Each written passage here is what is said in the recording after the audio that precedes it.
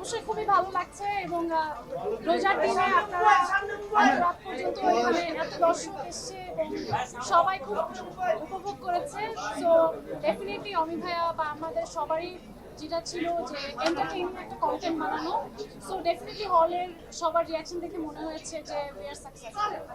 I mean, struggle is a part of life and part of our career. So definitely কষ্টটা তখনই সার্থক হয় যখন দর্শকদের মধ্যে থেকে আমরা যেটা মানে ভিশন চিন্তা করি সেই ভিশনটা যখন দেখি যে দর্শক পর্যন্ত পৌঁছাচ্ছে।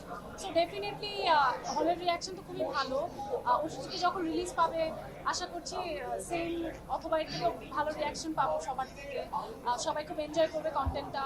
ইতিমধ্যে আমাদের গান ট্রেলার সবকিছুই মানুষ খুব ভালোভাবে গ্রহণ করেছে। সবাই এটাকে সিনেমার সাথেও কম্পেয়ার করছে। সো এটা আমাদের জন্য অনেক বড় পাওয়া। মানে বালাম ভাই আমাদের সবার পছন্দের এবং বালাম ভাই এখন প্লেব্যাক সিঙ্গার হিসেবে আমার কাছে মনে হয় নতুন করে আবার শুরু হয়েছে বালাম ভাই যাত্রা। তো আমার কাছে মনে হলো যে আমাদের এই গানটার জন্য একটা সিনেম্যাটিক ভয়েস দরকার। এই মুহূর্তে আমার কাছে মনে হয় যে এটা বালাম ভাই বেস্ট, সেজন্য বালাম ভাই আমরা থ্যাংক ইউ বালাম ভাই অপুর সাথে একদমই ব্লেন্ড হয়েছে যেমন অমির সাথে প্রথম কাজ এবং ন্যান্সির সাথে 13 বছর পরে কাজ করা। আর গান আসলে সবাই পেতে হবে না। প্রথমত ওয়েব ফিল্মের প্রথম, অমির সাথেও প্রথম কাজ, ন্যান্সির সাথে অনেক বছর পর। আর সবকিছু মিলিয়ে আমি আসলে বেশি তো গান করিনি, খুব হাতে গোনা। আপনাদের পছন্দের প্রিয়তমা তারপর থেকে হয়তো আরেকটু বেশি অ্যাকসেপ্টেন্স পেয়েছে। আর এটা আমি প্রথম মনে হয় আমার লাইফে কোনো প্রিমিয়ার দেখলাম আর কি।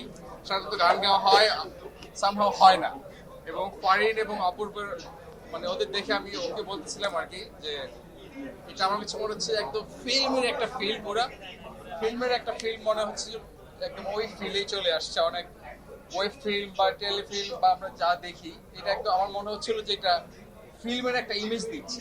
এবং আমি প্রথম দেখলাম পুরোটার মধ্যে যেটা আমি অডিয়েন্স হিসাবে, আমি তো গানের মানুষ, কোনো জায়গায় কোনো মানে চিন্তা করার আগে ছবি শেষ, মানে এত স্পিড এবং এত এন্টারটেইনিং। আর বাকিরা যারা আছে এখানে তো সবাই এক একজন সুপারস্টার। এবং আমি ফারিনের সাথে আমার হয়তো এরকম সামনাসামনি দেখা হয়নি এই প্রথম। আমি ওকে বলছি যে অ্যামেজিং অ্যাক্টিং, এত ন্যাচারাল অ্যাক্টিং করে ফারিন এবং আমার মনে হয় বেস্ট অফ লাক। আর অমি তো ফাটিয়ে দিয়েছে, ইনশাআল্লাহ আরো ফাটাবে সামনে। এই আর কি। Thank you so much. Rocky কোনটা বলবো, জাকির না রকি? জাকিরই বলেন।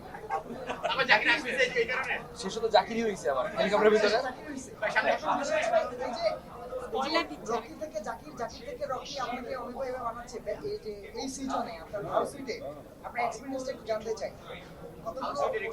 এক্সপেরিয়েন্স জাস্ট জোশ। ফারিন আপু এবং ভাইকা যদি জানতে আপনাদের কমেন্টে দেখলাম দুর্দান্ত ছিল এবং মজার সিনগুলো ছিল। স্টেজে বা হচ্ছে যে শুটিং পিরিয়ডটাতে আসলে কেমন মজা হয়েছে? অমিত ভাই সেটা আমরা আসলে যে পরিমাণ মজা আপনারা স্ক্রিনে দেখছেন তার থেকে আরো 50 ভাগ বেশি মজা আমরা অফ স্ক্রিন করেছি অ্যাকচুয়ালি।